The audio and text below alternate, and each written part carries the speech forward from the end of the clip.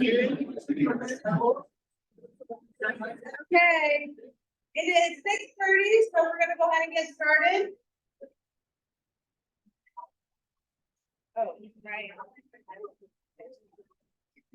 Okay, welcome to the LD12 monthly meeting. I just want to say before we get started, being sweaty, I'm a little quicker. I already did it.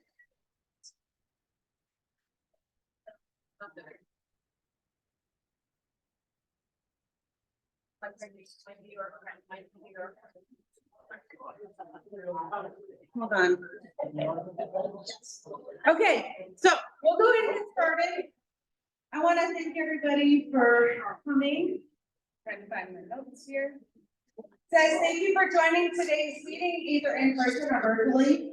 Please be advised that our meetings are being recorded for documentation and reference purposes.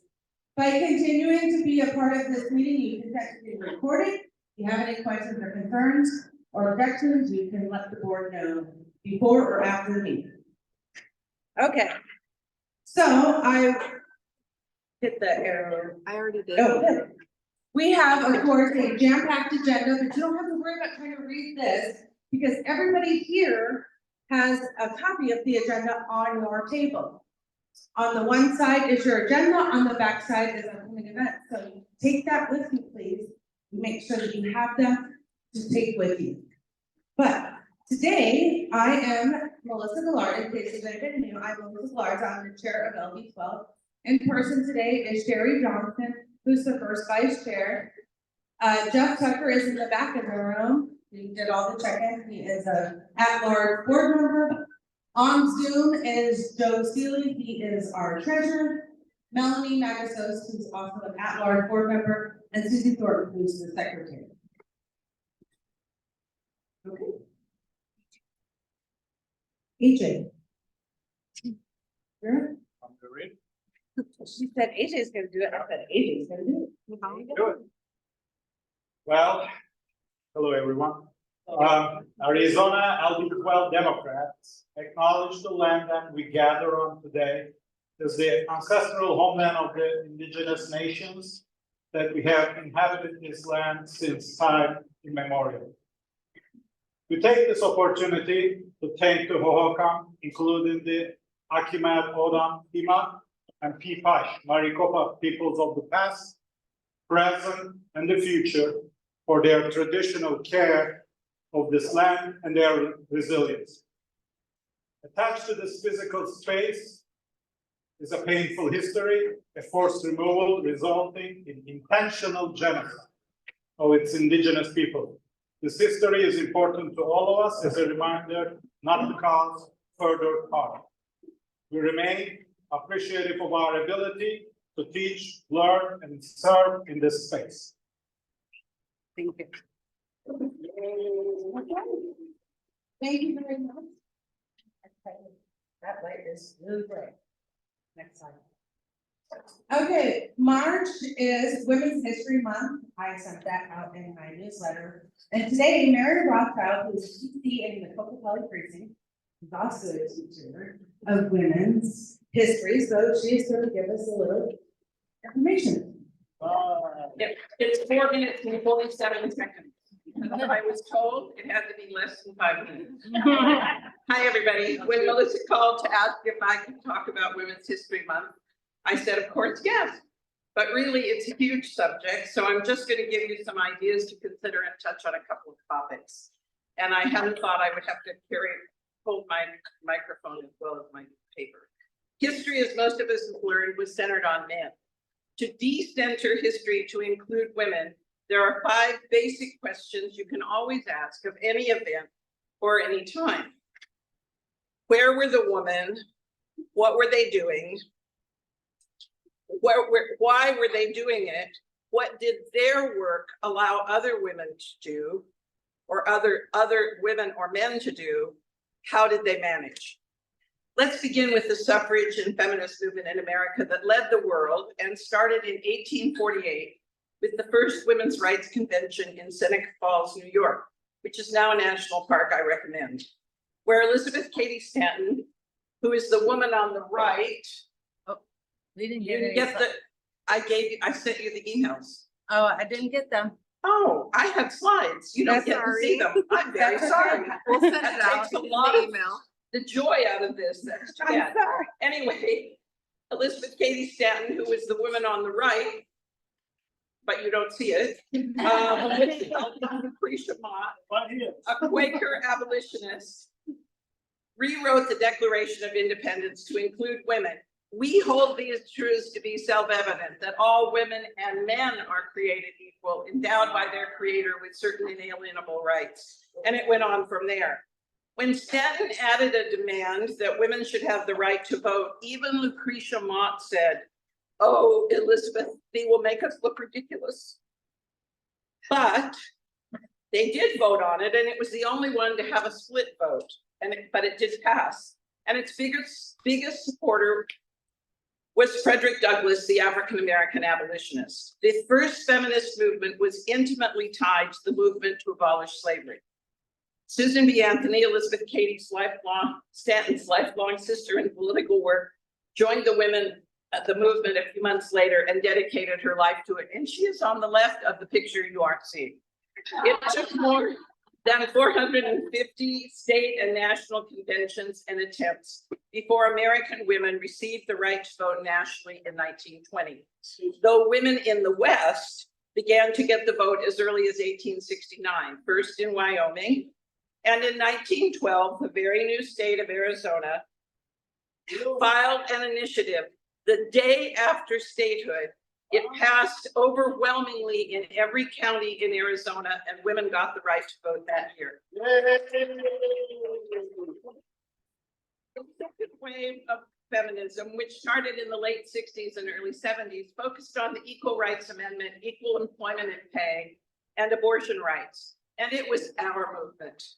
By chance, I was lucky enough to be one of the founders of Women's Studies nationally. In 1971, I became the coordinator of the program at the University of Washington, which was the second in the nation, while I was still a PhD student. And in 1975 at Arizona State University, I was the first professor hired to teach a women's studies subject. My field is history. I helped organize the ASU Women's Studies program and was the director 4 times over the years of my career there.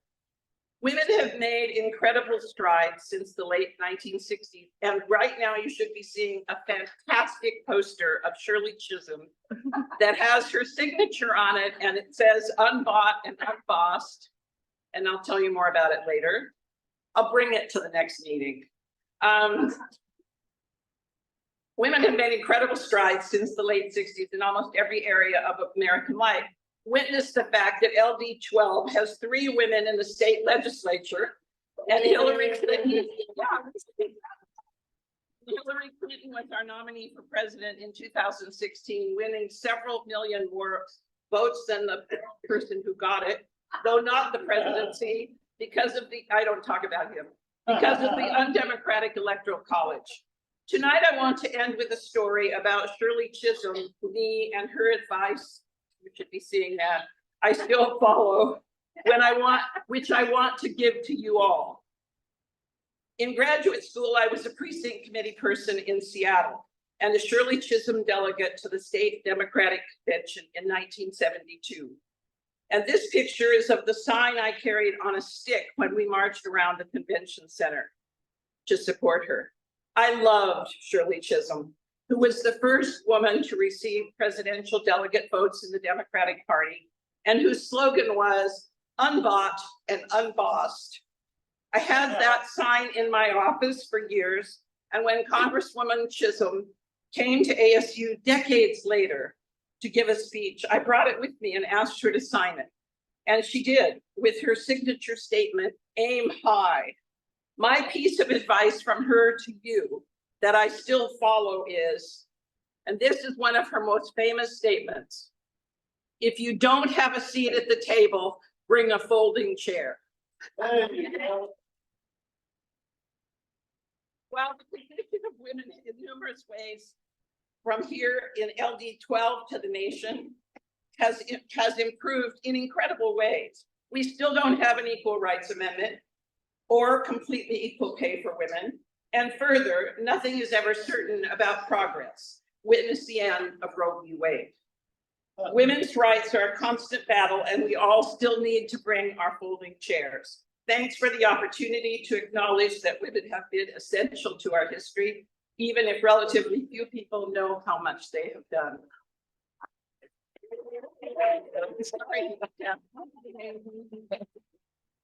I just went back and looked. I'm sorry, because I just went back to look. I'm like, oh my God, did I miss your email? I didn't see it. But we'll make sure that we can get it out to everybody. So thank you. And on that note, before we move on to the next slide, I want to make sure everybody in here has signed the abortion petition, the abortion rights petition. Dana has it over there. If you haven't, please make sure that you make your way over to her during the meeting quietly and sign. We have a ton of petitions here that will need signatures, and we'll be talking about that. But I wanted to make sure this is a huge, huge initiative, and we are still short signatures. So if you want to take one home, please let us know. All right now we are going to recognize any first-time attendees. So if this is your first meeting with LD12, if you're comfortable raising your hand and letting us know your name and what city you're from, we'd like to welcome you. Back in the back. Well, I'm in confidence part. Deputy. Peter from Tempe.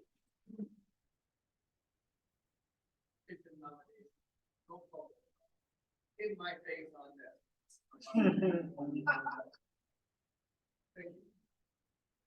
And we have Elenia Aguilar. She is running for Arizona Corporation Commission. She's joining us tonight. She will be one of our guests. Over here.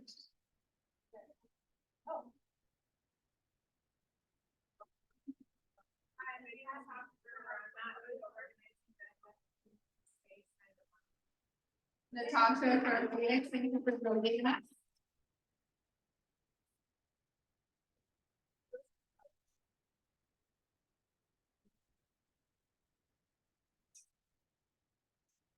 Oh, yes, Pat. And what town are you from? Tempe, Chandler, or Phoenix? She's from Ahwatukee, Pat. And so she usually attends the Dems and Donuts too early in the morning.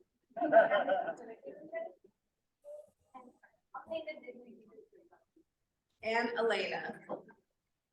Oh, yes, she did. She did. Thank you. Let me see if there's anybody on. Sorry about that. And we also want to identify any elected officials that we have in the audience. I know we have Judge Sharon Falls from Hiring Justice Precinct. We also have Tyler Mitchell, who is from the University Lakes Justice Precinct. I don't know where he went, but he was here. Who else do we have? Raise your hand if I'm forgetting you. Elenia is on the water board, correct? Yes, Central Arizona Water District. And do we have anybody online, Melissa? I'm looking. Jennifer Jennifer Jermaine. Jennifer Jermaine is online. She is constable for San Marcos. Judge for San Marcos. Karen.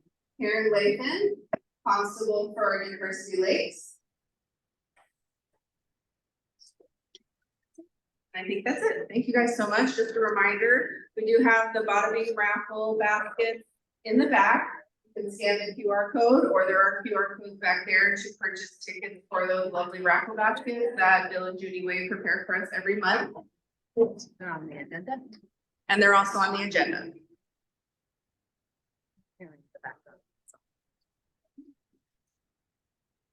Okay, and really quick, I did want to do a quick PC update. We have 2 new appointed PCs in our district. First one is Adama Salou. She is a Thunder Hill Precinct Committee person from Phoenix. He is actually out of town today. And Amy Satry is a new PC in Windmill Precinct for Chandler, and she is also running for Kyrene School Board. And she is also on spring break with her committee today. Quick PC update. We currently have 191 PCs in LD12. What does that mean? Precinct committee people equals more state committee members, which ideally means that we have more say-so at the state party. We're continuing our process of renewing PCs for the 2024 to 2026 period. So today is your absolute last day if you're collecting signatures. To turn that paperwork into me, our appointment is on Thursday to go down to the county and turn all those in. If you are doing a write-in nominating form, you will have until 4/8. April next 8th. meeting. The next meeting to turn those in to Jeff. He has lofty goals and he's already recruited 20 new PCs, through texting outreach and lots of phone calls and.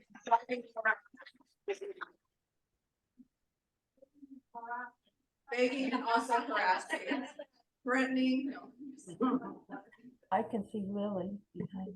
And then I did want to give a quick update on the PC poll that we had in February, which was the question, should the LD12 Democrats spend $500 to buy a table for 10 at the May 3rd, 2024 Leading for Change Fellowship fundraiser in support of our PCs, Nicole Miller and Melissa Westbrook, and the results were a resounding yes. 88% of our PCs voted in favor of that.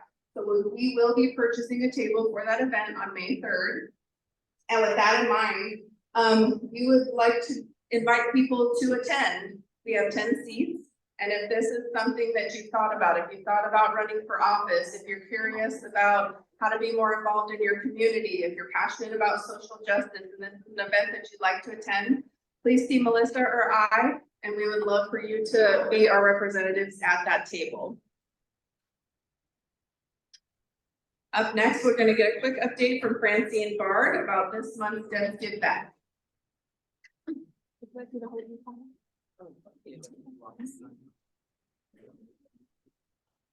So this month, thank you everybody who brought stuff today and last week.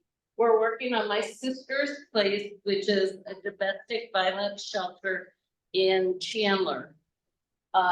I have my phone number here, just in case you want to snap it with your phone. And I also have the list of items again that they're looking for. And next meeting, I will not be here because I will be flying back from Brussels after touring the tulips. So Miss Kathy Beebe is gonna collect for me. Thank you, Kathy. And the other thing I started, I know it's kind of late notice, but some people have asked me to go to Eris where they serve over on Broadway and McClintock, the homeless. So tomorrow evening, we're meeting at my house at 4 if some of you want to go. I've been thinking it's getting too hot, so I don't want to do it any later. But I will also try and do one in the fall. So a tour. It's a tour. We're not eating with, we're touring, and then you can see how it's set up and what's going on. It's safe. There's not, it's a medical facility parking lot where they do it. Any questions? All right, thank you guys who donated.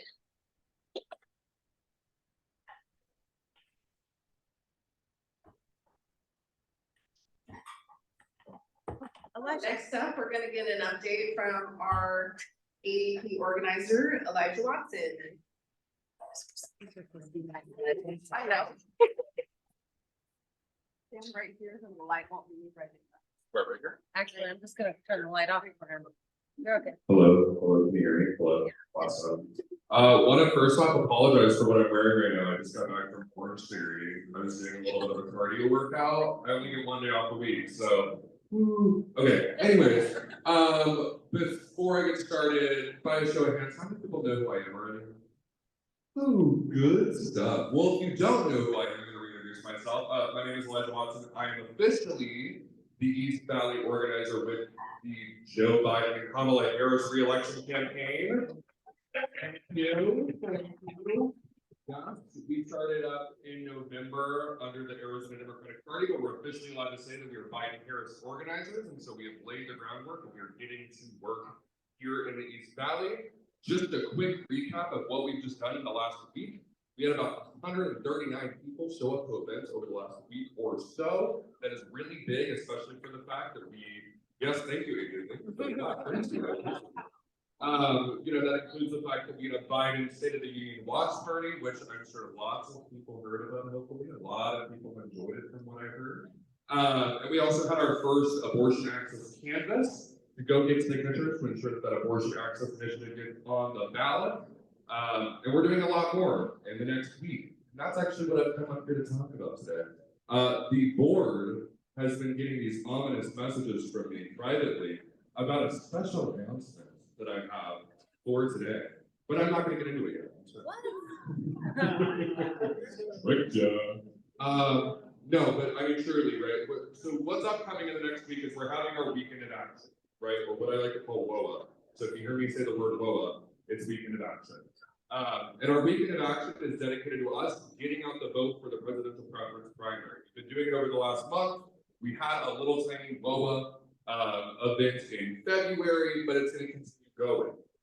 Now, what does WOA look like, right? So on Saturday, that's this upcoming Saturday, we're going to be doing an abortion access canvass again, trying to again get the abortion access initiative on the ballot, as well as talk to our friends and family about the Democratic presidential preference primary, making sure we're getting people out to vote. But on Sunday, here's the video we're going to share. Okay. On Sunday, we usually have these organizer meetings, right? And they're a chance for me to like touch base with all of you, kind of talk about what our strategy has been on the ground, what we've been doing, all of that jazz. We always have food and drinks, so always welcome to come every Sunday from 2 to 3 p.m. But this Sunday, we'll be having a different type of organizer meeting. I'm calling it the PPP finale, or the finale of the presidential preference primary. And that's because we're going to be joined by a former member of the January 6th committee. We'll be joined by a former member of the Maryland State Senate. That's what it was. I was getting in my head there for a second there. And the ranking member of the House Oversight Committee, Jamie Raskin, will be coming into town. Yeah. Can we get better? Thank you. This will take a little bit more work than my usual weekly Sunday meetings, as you might imagine, but we've got some good connections with the Biden-Harris campaign, and so Jamie Raskin will be pulling out to officially finalize our time for the presidential preference primary. We're trying to have the biggest turnout that we've had for any event this cycle in the East Valley. Currently, our record stands at 75 people, right? If everybody here came to that event alongside my normal base of volunteers, we would skyrocket that. We would absolutely deplete that record, okay? So, by a quick, don't worry, I'll get there. Don't worry, I'll get there, Mary. It's going to be at Denise Scalen's house, which is right off of Warner and McClintock, this Sunday, 2 to 3 p.m. If you want more information, you can find me. At the end of the meeting, during the meeting, I'll be over there next to Kathy. Kathy, raise your hand. I'll be over there next to Kathy. But by a quick show of hands, because I just want to do a poll, how many of you would be excited to meet Jamie Raskin this upcoming Sunday? Amazing. So hopefully then, all of you that just raised your hand will come see me to learn how you can sign up for this event, because there will be even more surprises. Okay, with that, that's all I got. So thanks so much.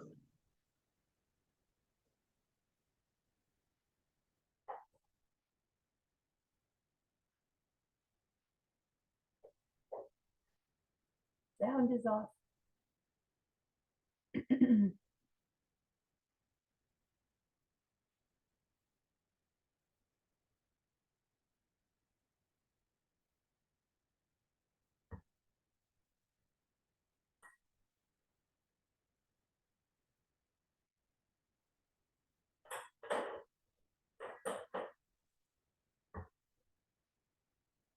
The voters, giving kids candy, all of that good stuff. It was a great experience. If Deb wants to come up, she can share too.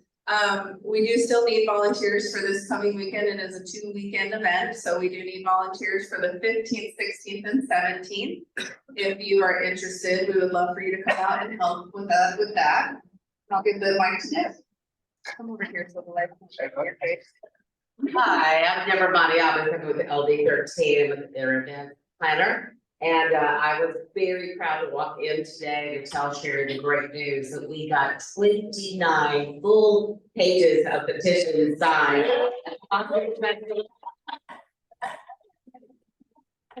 We also registered 9 voters while we were there. And the equal cards that we gave away, innumerable. So it was very, very exciting. It a wonderful weekend. It was crazy. It was fun. No, we didn't even take time to see the ostriches. Well, there's ostriches. But there are ostriches there. We do have some blocks of time, particularly Saturday in the evening and then Sunday in the evening of next weekend that is totally blank. We have no volunteers and we really do need people. In fact, those that did volunteer last weekend, please stand. I know, you guys have a lady, come on. This time. They were great, okay. So yes, thank you to everybody that came out last weekend and helped out. It was much needed, and we actually had a really good time. And nothing major to report in terms of crazy people other than one. But Deb worked it out. Up next, we're gonna talk about the Ahwatukee Easter Parade and Spring Fling. Okay, so, yes, I put the picture up here. So I sat down with Julia Walsh. She is a designer. And she helped me put my vision of a parade float on paper, and this is what she came up with. This is the truck, this is the trailer. We made a list of all the items we would need to make this happen. We've already purchased the donkey. Can you describe it in case they can't see it? But yeah, in case you can't see it, it is a 16-foot long trailer, so we'll have spot for us to sit in to the back of the truck. And what it is the Blue Wave. We're riding the Blue Wave all the way through 2024. So this is the parade float. Now, we're gonna need your help in getting this put together. So I've made a few planning meetings, okay? The first one is tomorrow night at 6 p.m. on Zoom. There'll be a second one this same week on Thursday on Zoom. And then on Sunday, the 17th, we're gonna start painting because the Blue Waves are actual cardboard that we're gonna paint blue. And so we're gonna have to start painting some things. We need pool noodles, tissues. So let me tell you, it's gonna be big. The best part about the whole thing is we have purchased 3,000 little bubbles, and we're currently putting an LD12 sticker on it with our website to hand out to the kids while we walk in the parade. So, yes, this is big. We always make a big present. And right now, it looks like, a couple other candidates will be there. So what we're trying to do is try to get us all lined up together. So that we'll all be kind of together in the parade. But I do want to have people walking, sitting there, waving, whatever you can do to help. Please make sure that you let me know and sign up. So just text or email me. And my information is on your agenda. So, okay, monthly events. Yes. Saturday the 30th. Saturday. Did I say Saturday? It says Sunday, but it has to be Saturday, because Sunday's easy. It's We Saturday. didn't fix that. That's the same slide from last month. Nobody fixed it. Thank you. Hey, you guys. Saturday the 30th. Now you know we copy and paste. Okay, it is Saturday the 30th. Okay, other LD12 events that happen every month. Dems and Donuts. Watering Hole Wednesday, Raiders and Leaders. One specific one that I want to point out is game night. Game night is coming up on the Saturday, the 16th, for 4 to 6 p.m. You must RSVP for that event in order to get the address. There's not a lot of people signed up. Let me tell you, it is a lot of fun. We have so much fun. Joanne, stand up. In case, if you have any questions about game night or would like to host one, because we do travel around, please see Joanne. And then Stephanie is actually hosting for the month of March. And she wants to buy some amazing food for us, but she's only gonna do it if she gets enough RSVPs, right? Yes, you don't eat if you don't tell her you're coming, so please make sure you see her or Joanne or just let us know, so. Okay. I'll just go because you took some of my slides, I'm gonna pay you back. The Maricopa County Young Democrats are having a gala, Desert Garden Gala. The tickets are $50 each, but if we have a few people that want to join in and go with Sherry and I, then we could buy like a table together. It is still $50 a person. You don't get a discount if you buy a table, just so you all know. But this is a great way for us to, you know, enjoy the young Democrats who are the ones that help us get the Democrats elected. They're the ones that canvass the most. They're the ones that phone call the most. They do a lot during election season. So this is our way to go and interact and have a nice evening with them and support them. Okay, so if you would like to go to this event, it's April 12th. April 12th. See, I'm just going on. Oh, upcoming events. Well, we're not gonna go through this because again, they're on your agenda sheet, so make sure you take them home. On the back page has all of our upcoming events, everything from the calendar, and it also gives you a look ahead for what's coming up in April. Okay. Our first speaker for tonight is she's a candidate for the Maricopa County Attorney's Office, Tamika Wooten. And I'm gonna have her come up here to tell you about her.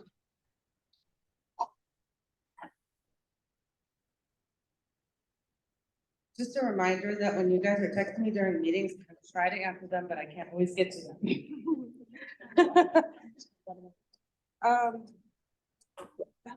Okay, because I do want to leave some time for questions, Good but I've got afternoon, 3 everyone. speakers. Thank you for having me here. My name is Tamika Wooten. I'm running for Maricopa County Attorney. Some of you may remember me from the 2020 race. I actually ran during 2020 and I ended up being 18 signatures short. So it was devastating. Come this way Yeah, so they can see there you we on go. Zoom. Okay, yeah, so it was devastating. And I almost didn't run this time. I was thinking about it. And then, because I've been a judge, actually, to give you a little bit of history about me, I have had the fortune of practicing law in Arizona for the past 34 years. I came here from UCLA, from Southern California, came out here and I have been a chief prosecutor, a defense attorney, and a judge. So the first 15 years of my career, I was a prosecutor. I started off in Tucson, and then I came to Glendale, Arizona, became the chief prosecutor. And then I said, you know, I want to get a different perspective. So then I became a defense attorney and started doing felony defense. And I also actually pro-temmed as a judge in Superior Court as well for a while to make sure that I learned the felony system. But as I worked as a defense attorney, I was really disturbed by the things that I would witness every day in court. The prosecutors would often make jokes to each other, saying, you know, let's see how many years in prison we can give people today. And it was a running joke. And so basically, every day it was like a tally. And what I would find is that under mandatory sentencing laws, they had a habit of creating very difficult sentencing guidelines and sentencing plea offers, because they knew that most of the people who were charged with felonies, it's not their first rodeo. So what would happen is they would make these ridiculous plea offers with a lot of prison time. And if the person didn't take the plea offer, then they knew that if they go to trial, they're just going to get more prison. So an example I want to give you is I had a gentleman who had mental health needs, and he stole a beer from Circle K. He had a prior felony conviction. And so the prosecutor ended up giving him 10 years in prison. Whoa. So at $30,000 a year for the Department of Corrections to house one person, we as taxpayers just paid $300,000 to teach this man a lesson that he will never learn. I had another lady who was homeless. She cut her ankle off, her ankle bracelet off, and they ended up giving her 4.5 years in prison because she cut her ankle monitor off. And she said, well, I kept going to the not Circle K's, to the Starbucks and different places, and nobody wanted me to be there to charge my ankle monitor. So finally, I just, you know, I was distraught. I had a new probation officer, and so, like I said, they gave her 4.5 years in prison for that. So every day I had countless stories of different people that I would see. And what I realized is that prison is not the answer for everything. We in our communities, we definitely need to feel safe in our communities. But what we need to do is make sure that we allocate our tax dollars to putting people in prison who are committing dangerous crimes, who are committing victim crimes. But just to put people in prison, I have veterans who are finding themselves without housing. They have mental illness. So what I would like to do is also increase the mental health court, increase veteran services, so that again, we're not putting people in prison when prison is really not the answer. I have clients that say, you know what? I'd rather go back to prison though, because when I get out, at least when I was in prison, I had 2 hots and a cot. But after I served my prison time, there's never really any services for me. So then I get out and I have no job. I have a felony. No one wants to hire me because I am a felon. So what my solution is, as I mentioned before, is to make sure that we provide services to people. Let's get the mental health training. Let's get the housing. Let's get substance abuse training, because substance abuse is a medical issue, not just the issue that just needs to be penalized. So what I'd like to say to those, I've been in the race, tomorrow will be 2 weeks. And I have been working furiously. You know what I found, and for those of us that are running too, go to the neighborhood festivals. What's today? Today is, I can't even keep up what day it is. Yeah, I've been running around for the last 2 weeks. Sunday, it's called Sunday on Central. I collected 216 signatures that day. You know, those neighborhood, Willow Park, those kind of things like that, those neighborhood things, that's where we can get those signatures. So in less than 2 weeks, I'll be 2 weeks, like I said, I'm right at about 2,000 signatures. So I'm halfway there. I got another 2 weeks to go. So for anybody here, I did bring my petitions. If you have not signed on e-call, I would love to have you sign up petitions so that I can get on the ballot. But what I want to just remind everybody is that we need a prosecutor, or a county attorney who knows that the role of a county attorney is to do justice, not simply to get conviction. We need a county attorney who has the experience of a defense attorney, who knows what the repercussions are on the family members. We need a county attorney who is a judge, like I was, or am actually, who knows how to balance the difference between the needs of the community versus the humanity of the accused.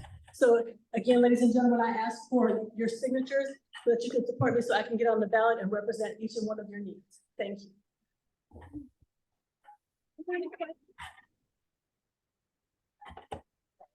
Thank you. We do have petitions, remember, and on the tables will be equal, but we will explain that later. Next up, I'm gonna skip the slides. Okay, well, I have to screen share. So, we have 3 people, 3 Democrats running for the Arizona Corporation Commission. And one of them is here today, Yelenia, and she is gonna talk a little bit about the position. So thank you.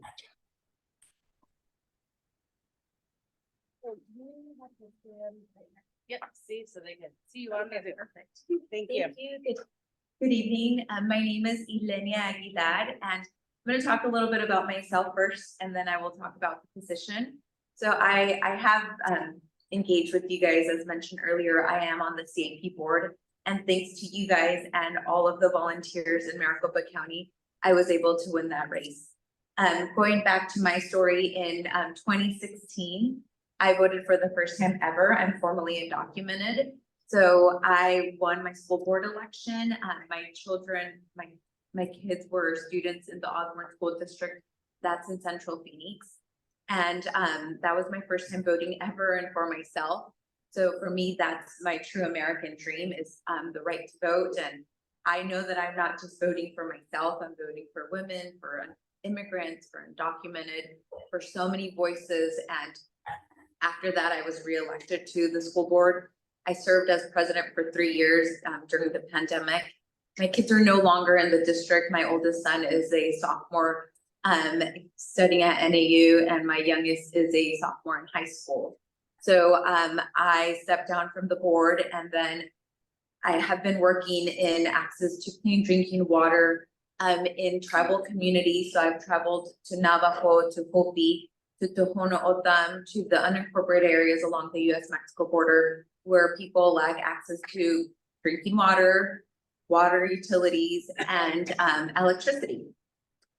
I've been a consultant for the past 15 years, and I worked on advocacy campaigns, and also I work in renewable water and technology contracts. And I've been able to travel the state and see what's happening in our beautiful state of Arizona.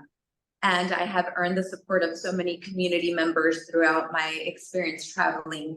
And yeah, that's what I've been doing professionally. One of my contracts is with the Environmental Defense Fund with Moms Clean Air Force, advocating for clean air for our kiddos, ensuring that school districts are applying for funding to get electric buses. So I've done a lot of different work. And then previously I worked for 15 years as an interpreter for the criminal defense. It's CGA panel contract. And I interpreted for criminal defense attorneys. So the work that you do is incredible. It's amazing. And I always recognize that I could have been the person on the other side because I'm formally undocumented. So as a voice of the undocumented people, I always recognize how privileged I was that I had access to an education and access to citizenship. My mom was gained her status through VAWA, which is Violence Against Women's Act. And I was able to be a derivative, and the immigration system is very complex. I'm not going to talk about that. But I gained my status, and that's the reason that I'm here. I was elected to CEP. It's very important work that we're doing right now. And when people came up to me to recruit me for ACC, for the Arizona Corporation Commission, I thought about it for 3 to 4 months, and I wasn't sure if I was going to do it, to be quite honest. But then I started, the way that they were able to convince me to do this is by reminding me of what is happening at ACC. So for those of you guys who don't know what the Arizona Corporation Commission is, a board. There are 5 commissioners, similar to a school board. There are 5 commissioners, and Ana Tovar, who is not running for re-election, she has endorsed my campaign, and she has been a mentor of mine since I got elected. So I'm grateful for that. And they regulate utilities. So it's telecommunications, it's gas, electricity, it's railroad, it's non-municipal water. And the reason that I decided to do this is because, as you know, someone who comes from the communities that have struggled to, you know, pay your utilities, it's not just me, it's not just, you know, people struggling to pay their bills, it's everyone who's impacted by the increasing rates. So I just wanted to make sure that I was going to be a voice for the consumers.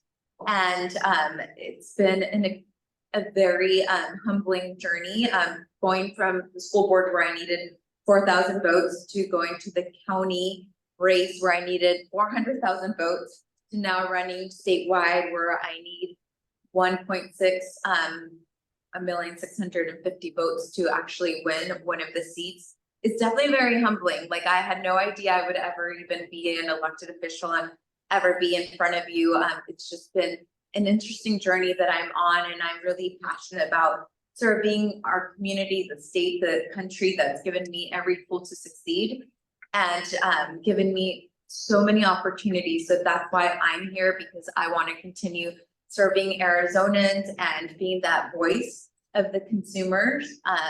I definitely understand the other side of ACC. I'm a small business owner, and most of my work is either nonprofits or other businesses. So this is the entity where you go and you file to have your small businesses, your corporations. So there's so many different roles and responsibilities for this commission, very, very important commission that no one really knows about. But if there's someone who knows about running for a seat that's all the way at the bottom of the ballot, it's me, because I've been on the school board and then the water conservation board, which no one usually knows about. And here's my 3rd time running for a seat that really isn't that glamorous and people don't really, you know about. And we need as many signatures as a governor or a US senator needs. And we have a very, very, very small budget. We need 6,800 signatures. I'm very lucky to say that I'm almost at 4,000 on equal, but I still need 2,000 more. And I'm running with Joshua. Here they are. Joshua Polachek and Jonathan Hill. Jonathan has been at this for almost a year. And Joshua and I launched together, and he's based in Tucson, and both amazing human beings, and I'm really honored to run with them. We all need signatures to qualify. The deadline is April 1st. And I believe there are 7 Republicans running, and there are 3 seats open, 3 Democrats running, and we hope to earn your support and count on your signature to help us qualify for the ballot. We know that this isn't something that we can do on our own. It's a statewide race. We are just 3 people trying to cover, the entire state, and we are just grateful, and I am grateful for all of your support in the past.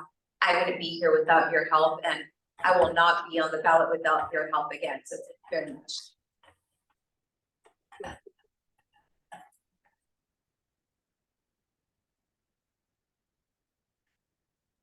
Thank you. Yes, we're gonna do a call to action after our next speaker. This is the candidate for Maricopa County Sheriff's Office. This is Tyler Camp.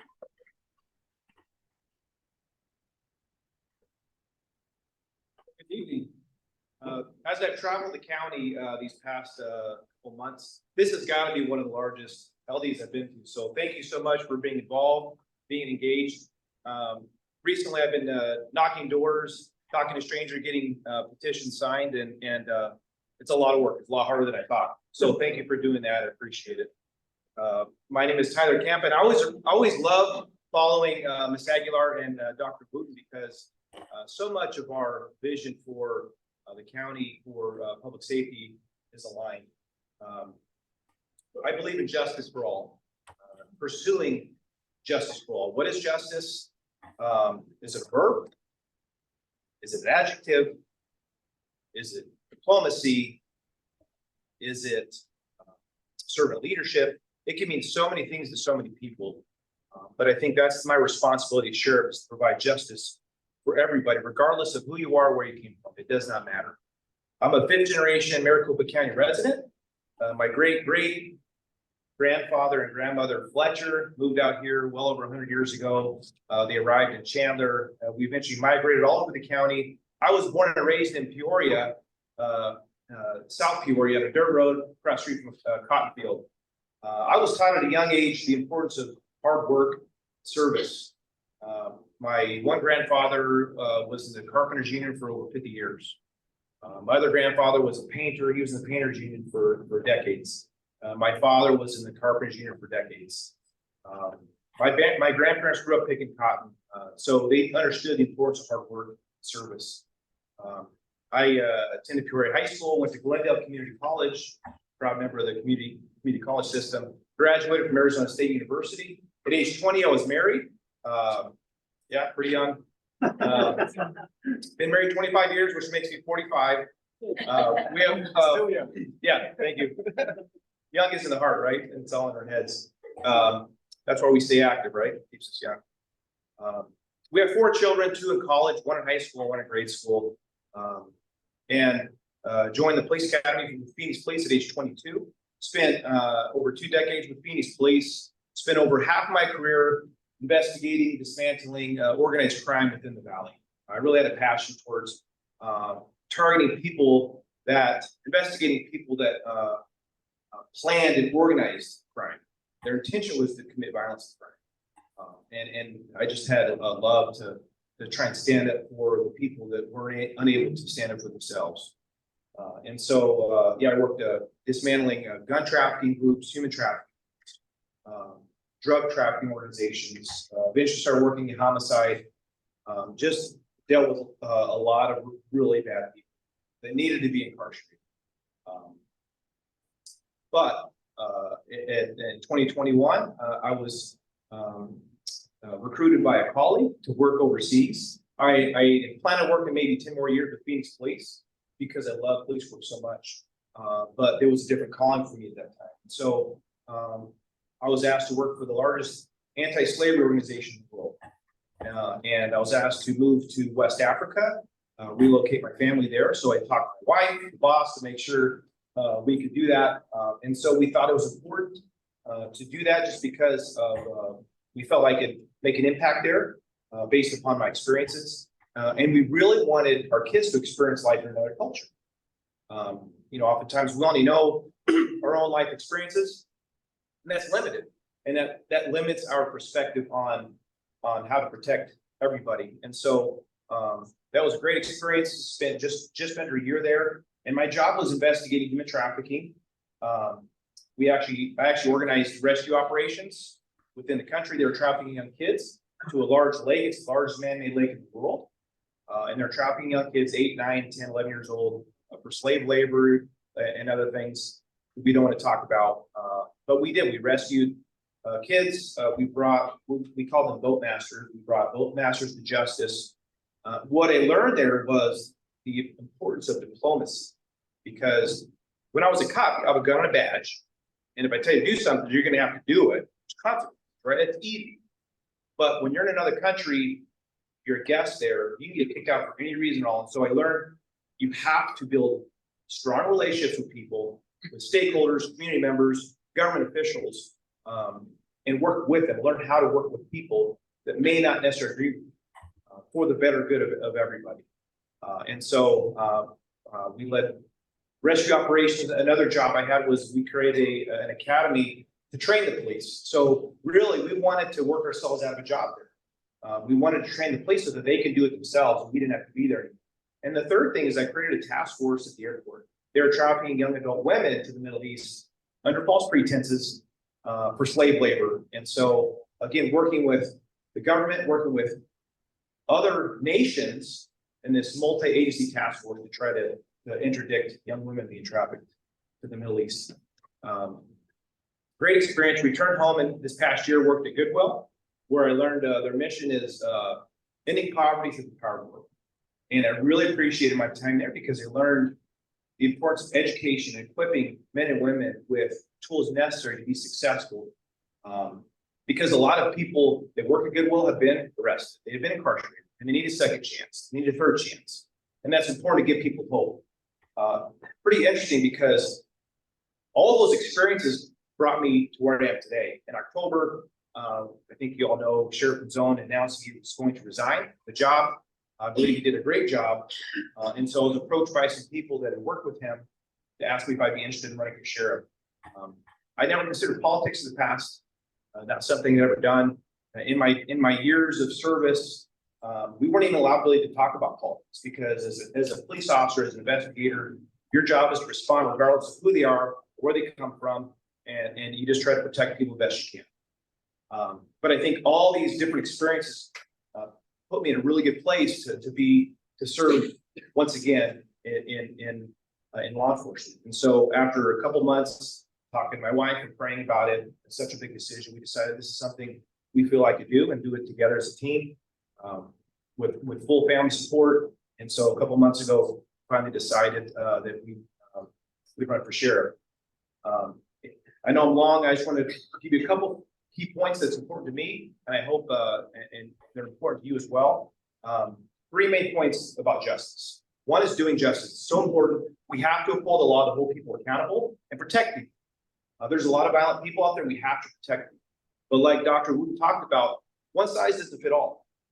We have to look at each individual case separately and differently because we have to provide we have to have a holistic approach. Some people need to be incarcerated because they're very dangerous, and we have to protect families and our children. But also, some people are there because of circumstances, right? And so the things I learned overseas, the things I learned at Goodwill, we have to, once they are incarcerated and held accountable, we have to equip them with the tools necessary to be successful. I think hope is such a powerful emotion. If we don't have hope, what do you have? And so if you've been locked up for 6 months, a year, and you have no hope, you get out, guess what's going to happen? You're going to end right back in jail again. I guarantee it. We see it time and time again. We have to give people hope. So not only just through equipping them with job tools to be successful, but also the education component. And now there's a way we can offer adult high school education in our jails. And that's something I'd like to do as sheriff. And thirdly, I would love for other nonprofit groups and faith groups, partner with them, introducing them to our staff in the jails so that they can offer mentoring programs for people. Oftentimes, men and women that are incarcerated were not brought up in very stable homes. And so as a young boy growing up in a very unstable home, how does he know how to be a father or a spouse or a good community member, because he never had that shown to him? So I would love to see faith groups and nonprofit groups come in and partner and offer mentoring programs for these people so that they know how to be good, productive citizens, so they can see it modeled to them, so they can be successful when they leave our jails. And I'll close with this. I believe Sheriff Pinzon did a great job. I want to build upon his successes as sheriff. I want to ensure that the sheriff's office is run with integrity, accountability, transparency, and effective policing. We have to have effective policing. And I believe with my decades of experience with the police department, working overseas and human trafficking, and also my time at Goodwill, I believe I'm the right person at the right time for this job. Thank you.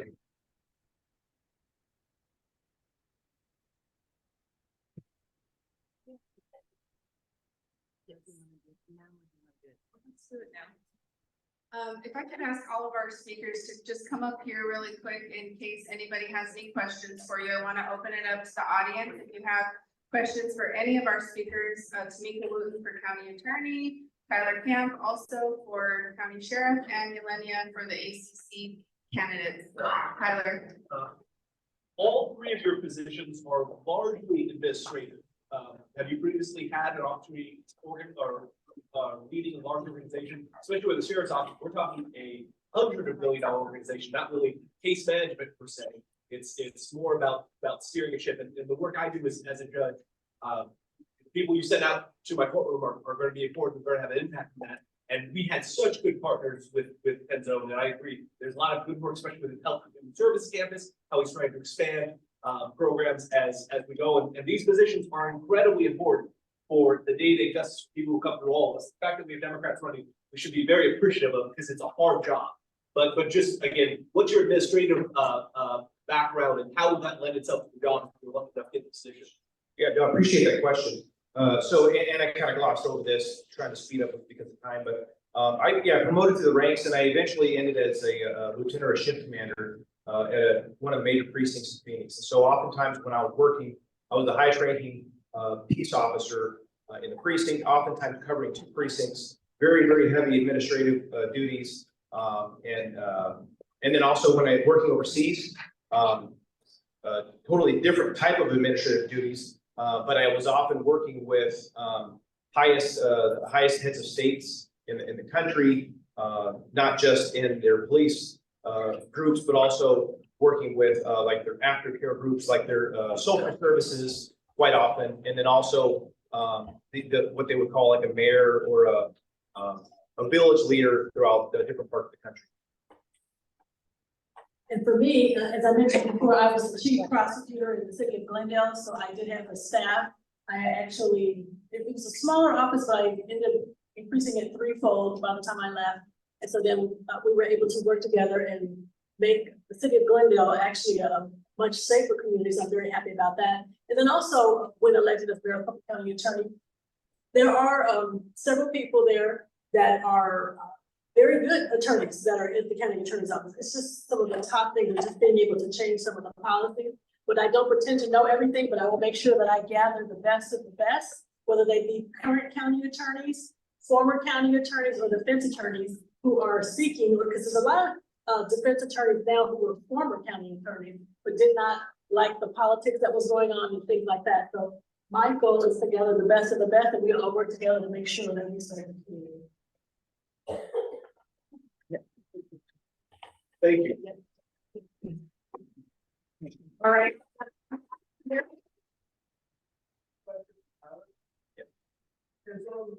Said that he left because of he was hamstrung by the required by the actions of his predecessor. And had a lot of things that were time consuming and onerous. What are your plans to overcome that? I'm just gonna repeat the question really quick, briefly, I'll summarize. The reason that Penzone left was because of the consent decree and how onerous it was for the department, and he wanted to ask Tyler how does he plan to work with that. Yeah, that's such an important issue. In fact, this lawsuit, this class action lawsuit is what it was back in I believe it was 2013. And it's cost the county almost $300 million. And it will continue until we've satisfied that court order. So that's a great question. So a couple things. One is I think it's really important to invest in maybe some outside counsel, help target this lawsuit in a different way. But let me be clear about something. This lawsuit was needed. It was. The sheriff's office was out of control, and this was a direct result of Arpaio and the people who work for him and the policies they enact. It was out of control, and unfortunately, the federal government had to come in and pull the reins on. Sheriff Penzone has done a great job to try to get us out of that, but it's very, very difficult because we had fallen so far down the hole, and he has us moving in the right direction. And I think in a couple of the orders, we are in the 80 to 90 percentile success rate. Now, in order to totally get out of this court order, we have to be 100% in compliance for 3 years. We're close. We have to be 100% compliant for 3 years. And so I will do everything I can within my power to make sure that we come in compliance at 100%. And lastly, sometimes a fresh voice, a fresh face does help. Everybody involved in this, the monitors, the federal judge, Judge Snow that's involved in this. Relationships may have been strained over the years just because it's been so difficult. So, like I said, sometimes a fresh voice, fresh face does help mend some of those relationships. Oh, she's good. My question is for Tamika. I know that a lot of women in particular are really worried, and physicians, especially with overturning of Roe v. Wade. But just because I want to hear you say it, please tell me how we will be protected when you become office. When I'm elected as the county attorney, I realize and recognize that the decision of women's reproductive rights, women's health care, that is a delicate and very personal and private decision between a woman and her healthcare provider. And when I'm elected as county attorney, I will not interrupt that decision. So there will be no prosecution. Again, decision that they must make, and so I am not going to interfere with that. Who wants to jump in? In the back. This is for Tyler, in regard to the DOJ investigation. How are your feelings about taking over a department that has been listed as the nation's most violent police department since 2018? And that being said, it is mostly a disparity against people of color. So what would your take be on being transparent on that DOJ consent decree and the mayor's office and city council not releasing that in full transparency to the public? Like, what would your stand be taking over that department and becoming transparent for the community, especially people of color? The question is about the transparency of the department and taking over and understanding that there's a disparity in how people of color are impacted. Yeah, I can't tell you how many times people have said I'm crazy for doing this, so it is a big challenge. But I do want to clarify something. It's very oftentimes it's misunderstood that the sheriff's office polices the entire county. It does not. There's actually, I think currently there's maybe only 400 sworn deputies that are working. So many people think it's the county, the sheriff's office that runs Phoenix or Glendale or Mesa. That's not the case. Each city has their own police department. And so I don't know the specifics that you're maybe referring to with Phoenix. I think you're referring to Phoenix, I'm assuming, Because I know in 2018, Phoenix had the most adopted ball shootings in the country. So I'm assuming that's what you mean by that. Yes.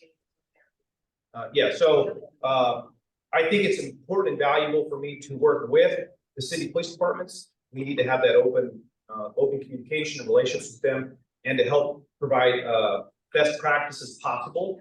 But I really can't speak on what Phoenix Police is doing themselves. There are a couple things, once we do graduate from this court order, there's actually 3 of them. Once we do graduate from those orders, I do want to keep some of those policies in place that they brought up. For example, one might be the traffic stop study where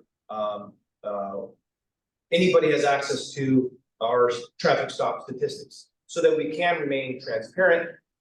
Sheriff Pinzon's done a great job trying to rebuild that trust. I want to continue along those lines and build even more trust as we move forward. Can I add on that? What I'd like to add on that too is when elected as county attorney, I will make sure that the prosecutors that we have are very cognizant of making sure that our officers follow the laws. They're not only going to enforce the law, but they need to follow the law. So when I was a city prosecutor in Glendale, it's interesting. I made sure, and some of the officers probably did not like me at first, but before I left, they were trained much better. Because when I saw something that was wrong, I brought it to their attention and I did training on it. And I dismissed cases if they did something wrong, because usually as a defense attorney, you have to file a motion to suppress something if the police officer did something wrong. But when I saw they came across my desk, I was proactive in making sure that, no, you know what, we're going to dismiss this case because you did something wrong and we're going to do the training. So I want to make sure that when I'm elected as county attorney, we have division heads that are making sure that we're cognizant that the officers follow the law.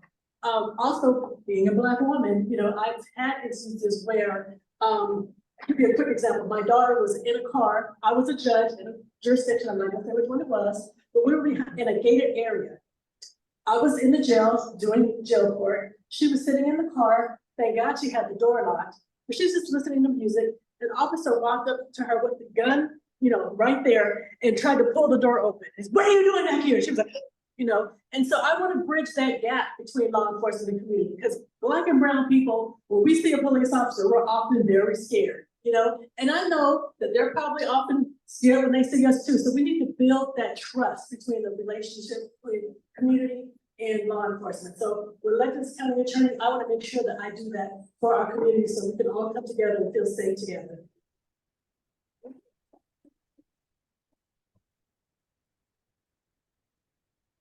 Okay. We had a question in the chat on Zoom about how long have you been a Democrat and why are you a Democrat? I've been a Democrat since I was able to register to vote. I gained citizenship in 2014, so I registered that same, when you get your oath ceremony, register that same day, so since 2014. And because it aligns with my values, and I'm values driven in everything that I do, not just politically, but all of the work that I've engaged in professionally, like it has to align with my values, otherwise I'm not able to do it. That's true for my contracts as well. So I am gonna be 59 in a couple of months. So I've been a Democrat since I was 18, so what, 41 years? I remember actually, even before I was able to vote, I had an aunt that was doing political things, and so I actually got to make a phone call on the Jimmy Carter presidential thing. So I was like, yeah, you know, and so it's just, I've always been active politically. When I was in law school, I was a delegate for Jesse Jackson. So just having those opportunities, because I believe in treating people the way I expect to be treated. And the way I want to be treated. And when I leave a person, I like to leave a person feeling better or as good as they did, you know, before I saw them. I was talking to Deb the other day, and I was saying, you know, one thing that drives me batty is when you're feeling good about yourself and somebody walks up and goes, "You look really tired today." You know, so anyway, again, just treating us like we all expect to be treated. And I know that the Democratic way of life, where we're not selfish, we believe that everybody deserves to be treated equally and fairly. So that's why I became a Democrat.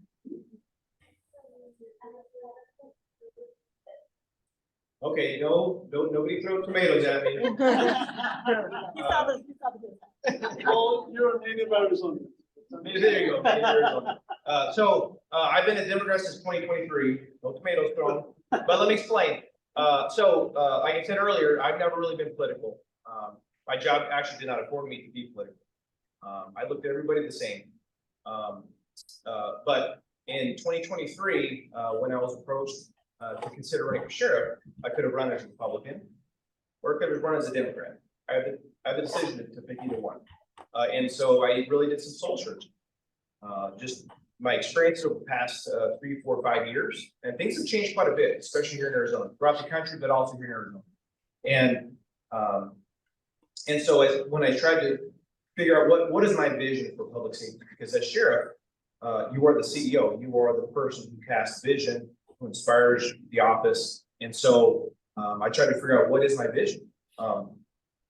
What do the Democrats even value in the public safety sector? What do the Republicans value in the public safety sector? And as I spoke with many people, I spoke to many people in the Democratic leadership. It was very clear that my vision for public safety aligns with the Democratic Party.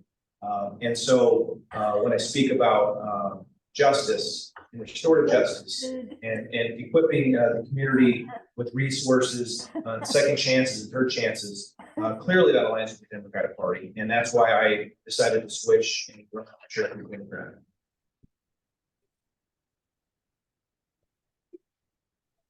Great things, yeah. Thank you guys so much.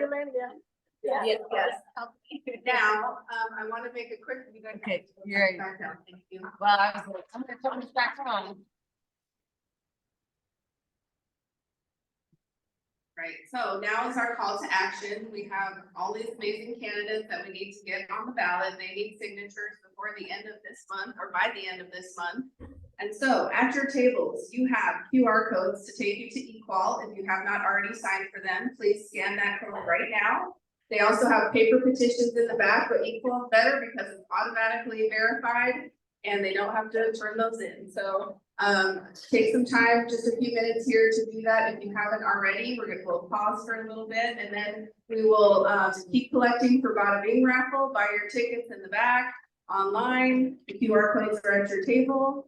There's 2 amazing baskets, and then we will hear from Representative Travers because I saw her walk in. So you're on deck. Oh, well, is she gonna? Oh. I want them to like pause for.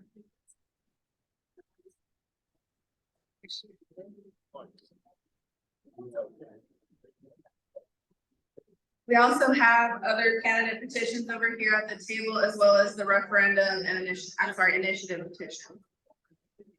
Yeah. That'll be second. So. On the agenda, let's the stage for me.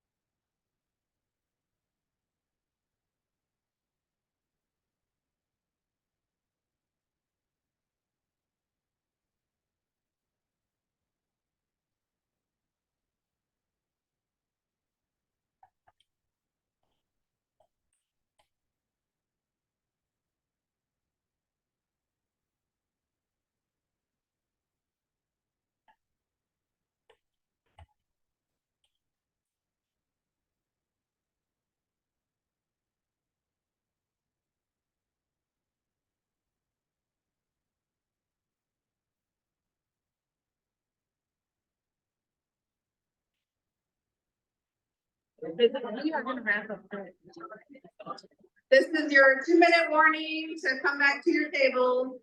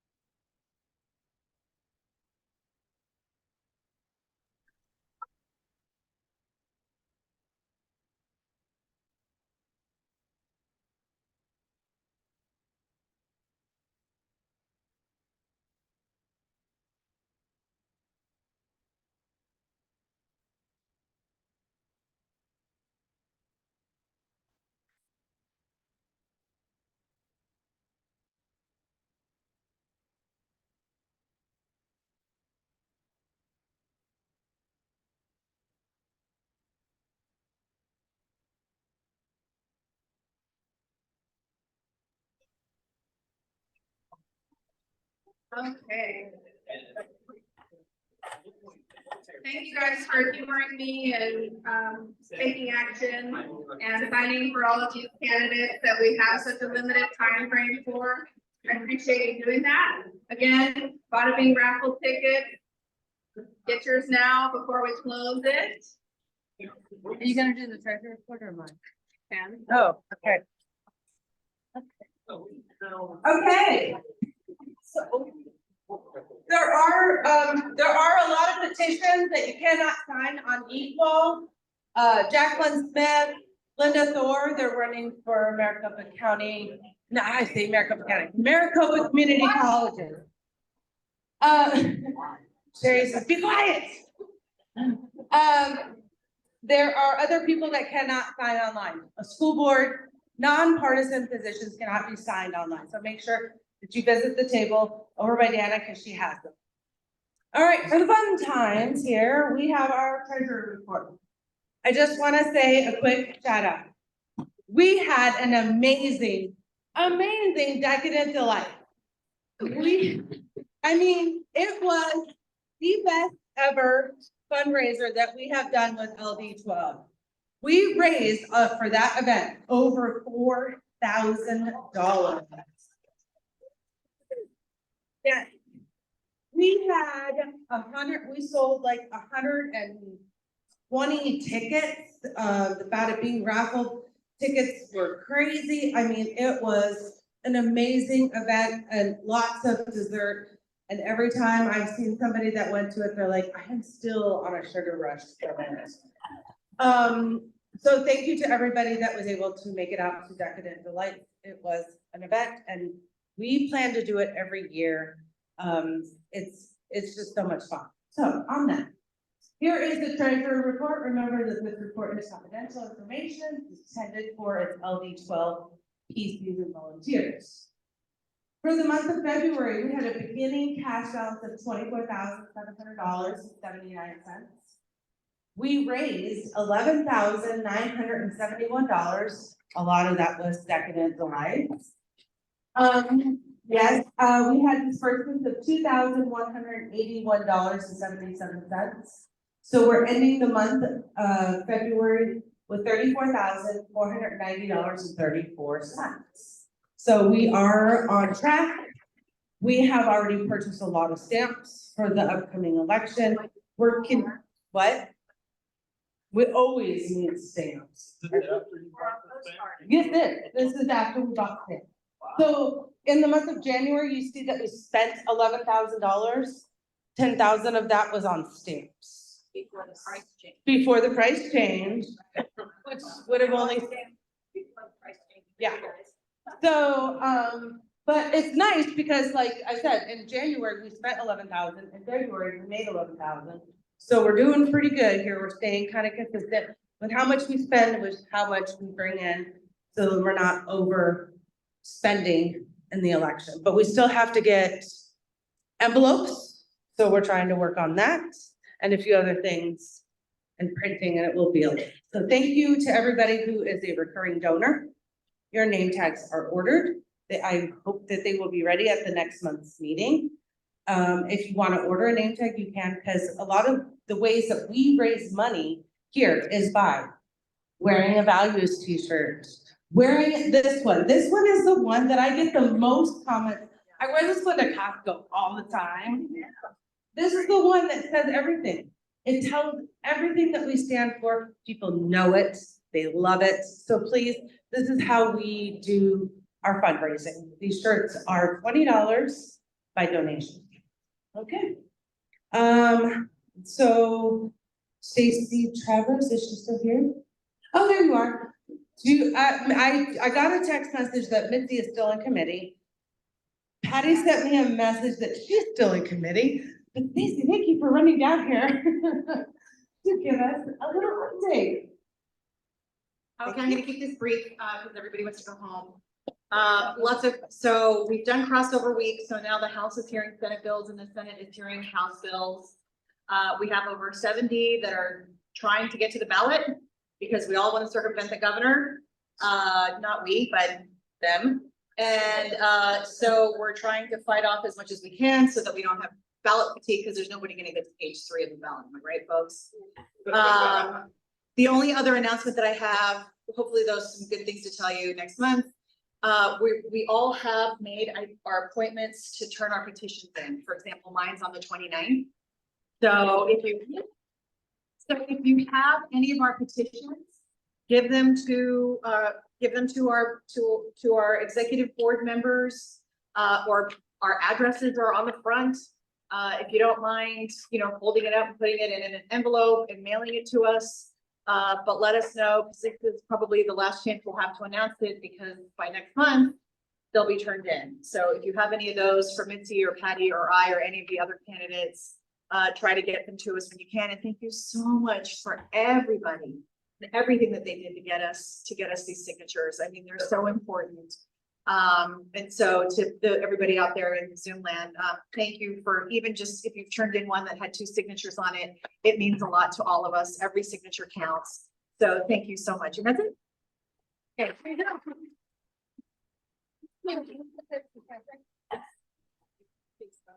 Gotta have, yep, okay. Okay, and we're getting ready to do our bada bing raffle. We're gonna let Joe share his screen. And while we're doing that, if anybody has any new business that they'd like to come up and share before the end of the meeting, come line up here. If you have 1 minute, we will time you. I think we're gonna have. Okay, Joe, Melissa, can you tell them which one we're doing first? Oh. Nope. But he'll highlight it. Drum roll. Basket number 1 is rustic mealtime. Rustic mealtime basket number 1. Okay. Random number generator. Number 40 is the winner. No. Winner is ticket number 40, and the winner is Shirley Thomas. Is she here? Is she here? Congratulations, Shirley. Okay, Right. Jeff Tucker's looking for you. And then basket number 2 is Coffee and cookies. coffee and cookies, and there's a whole variety of Girl Scout cookies in that basket. Yeah. And another random number generator. Oh my gosh, 239 tickets. That's 239 tickets sold for that one. number 53. Number 53, so let's see who that is. That is Leonard. Yes. Lenny Lopez. Lenny I think he is Lopez, he's online. online. Congratulations. Lenny, before we get And before we get to new business, Melissa has something. Okay, we are gonna, get to candidates and new business. But one thing that I did forget to mention that some of these people up here are gonna talk about is the Democratic National Convention. If you are interested in being a delegate in Chicago, you have until March 22nd to fill out your application. If you need assistance, Jeannie Heydrich, who's not here tonight because she is getting an award, so congratulations, Jeannie. She will be our contact. She will help you fill out the paperwork. She will let you know of everything because the PCs will be voting on this in April. So we will be bringing you some information about you get to vote for who gets to go to Chicago. I will tell you right now, little secret. LD12 has the most PCs in Congressional District 4. So we will hold the votes. We will be the ones that get to make the most impact. Let's just say that. Okay. So if you're interested in going to Chicago and being a delegate, please let me know and we'll get you in touch with Jamie to get you the paper. All right, so first up is Lisa. Probably gonna talk about being a delegate. Come on up here, Lisa. I'll turn on this. Yes, that is what I'm gonna talk about. For those of you who don't know me, I'm Lisa Malakowski. I live in the Pinto precinct, and yes, I am running for DNC delegate and Congressional District 4. I've been active in this LD since 2010 when I moved here, and I want to represent us and see Joe Biden take his victory speech and be elected president after that. So thank you. I don't want to hold you too long tonight. And hi again, I'm Mary Rothschild, and I'm running to be a Joe Biden delegate at the National Democratic Convention as well, and I'm asking for your support. I'm a precinct committee person in LD12 and a devoted Democrat, though I have held no other party positions, and I'm just your ordinary volunteer. Doorbelling, phone banking, writing neighbor-to-neighbor letters and postcards to new Dems, and taking a daily shift at the Democrats' table at polling places. In 2016, 45 people worked out of my house, doorbelling and phone banking, and on several campaigns, beginning with Harry Mitchell's first Congress run, I have had daily shifts in whatever office we've used. I've also volunteered on some national campaigns, beginning with Eugene McCarthy's campaign in 1968 when I was a volunteer in Washington, Oregon, and California. Yes, I'm old. And I worked in Barack Obama's campaign here and in Texas, and Clinton's campaign and Biden's here in Arizona. There's really nothing special about me, but all my life I've wanted to go to the national convention, and I decided this year to try. I'm really hoping you'll support me. Thank you. So, do I get 2 minutes? I got One of them is I do game night. If you cannot find who the host is, or you didn't look at your email or whatever, just call me. I should know who the host is. That's game night, and we need people to host June, July, August, all the rest of it. Now, that's not why I'm actually up here. Sally couldn't be here because she wasn't feeling well, but we had an idea, and we'd love to get like-minded people to work with us. That we're doing a sign here. If you're interested in, I named it. The working title for now is Share Your Talent. So Sally does a lot of sewing, and somebody said, why don't you do a fundraiser with the items you sew? And then we thought, why don't we open it up to everybody to see what kind of things they can offer? Maybe we do a fundraiser, maybe it's just for social reasons, but let's share our talents and help each other. And Hi, everyone, Deborah here again. I wanted to make a plug real quick for Zana Kujanovsky. She is having a fundraiser. It's going to be on March 23rd, 2 to 4. It's at her residence. You'll get the address after you sign up. And I hear that baklava is her specialty. She's going to be making it for everyone, and you will walk away with the recipe. So I just think that's pretty special. I do hope to see all of you there. I know that Baklava had me first thing, so you know, I'll be there. I do it. I want to give real quick the email that you are, it is info@Zena for Chandler. And Zena is Zeyna. So info for Zena, info@ZenaForChandler.com.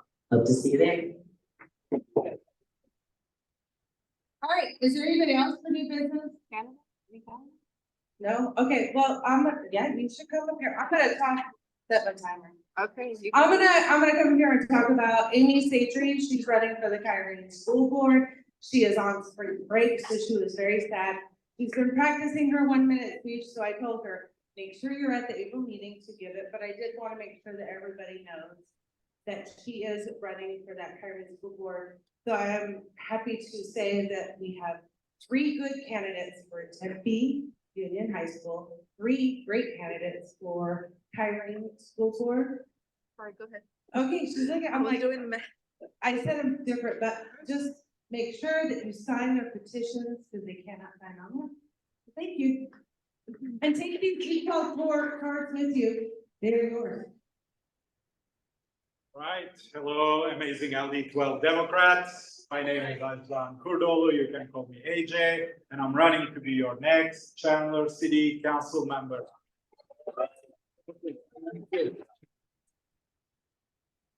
As a longtime Chandler resident, a small business owner in town, a proud US citizen and immigrant, and also a proud Democrat, I am running to bring our shared values to the Chandler City Council to create a city that provides safe and affordable neighborhoods, provides great schools that our kids deserve, supports our local and small businesses, and also create a city that everyone, regardless of their background, are respected, heard, and represented. And I wanna say thank you to all of you that I had to get to do this job with you for many years now. And our campaign, our grassroots campaign with amazing volunteers like yourself and like-minded candidates, we are out every single day, knocking on doors and hearing from our neighbors. I want you to join us, donate to our campaign, and most importantly, please let your friends and family know that AJ is running for Chandler City Council and is going to represent you all the way. Thank you.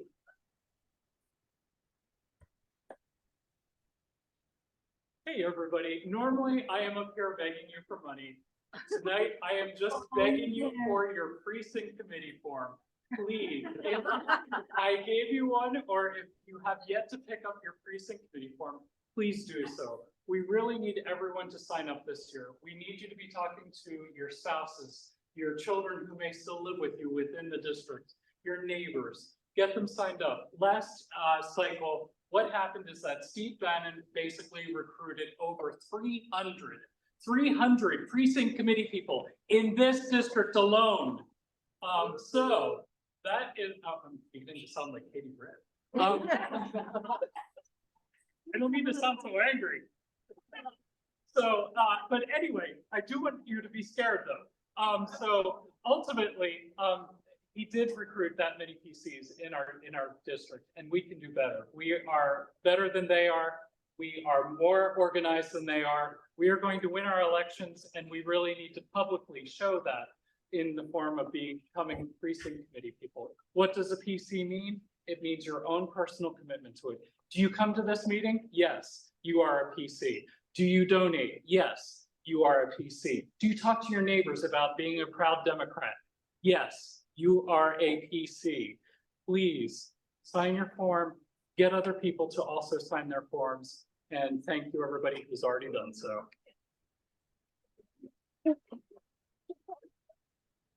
Hi guys, I'm Judge Sauls from the Kyrene Justice Court. Judge Kissel was away the last time they were trying to let you know who he was, so raise your hand. Judge Kissel is my colleague.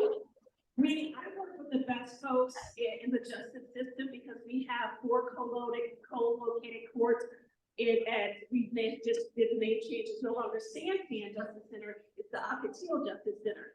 Judge Kissel and I share boundaries. I'm Kyrene, he's University Lakes, and then our other great colleague is Jennifer Germain. So that's why I work with amazing colleagues. I just want to start with that. That's not why I'm here.